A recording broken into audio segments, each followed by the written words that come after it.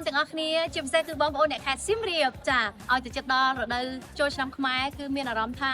នឹកអ្នកសៀមរាបចង់ទៅសៀមរាបអញ្ចឹងនៅពេលដែលនឹកអ្នកសៀមរាបអញ្ចឹងហើយកុំឲ្យខាតពេលគឺយើងនឹងជួបគ្នាជាមួយនឹងនាងខ្ញុំនៅថ្ងៃទី5ខែមេសាឆ្នាំ2025នៅស្ថានីយ៍ប្រេងឥន្ធនៈតេឡាខ្មែរសៀមរាបស្វាយដង្គម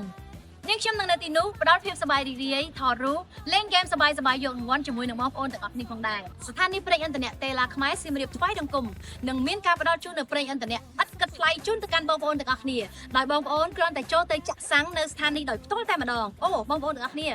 ចំនួនរបស់យើងគឺមានកំណត់បងប្អូនទៅមុននឹងទទួលបានមុនហើយជាពិសេសនេះគឺមានតែក្នុងកម្មវិធីតែប៉ុណ្ណោះខ្ញុំត្រៀមខ្លួនរួចហើយចូលបងប្អូនអ្នកសៀមរាបវិញត្រៀមខ្លួនមកលេងហ្គេមសប្បាយៗយករង្វាន់ហើយឬនៅ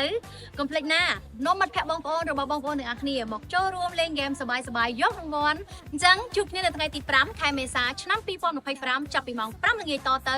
នៅស្ថានីយ៍ប្រេងឥន្ធនៈតេឡាខ្មែរសៀមរាបស្វាយដង្គមជួបគ្នានៅទីនោះ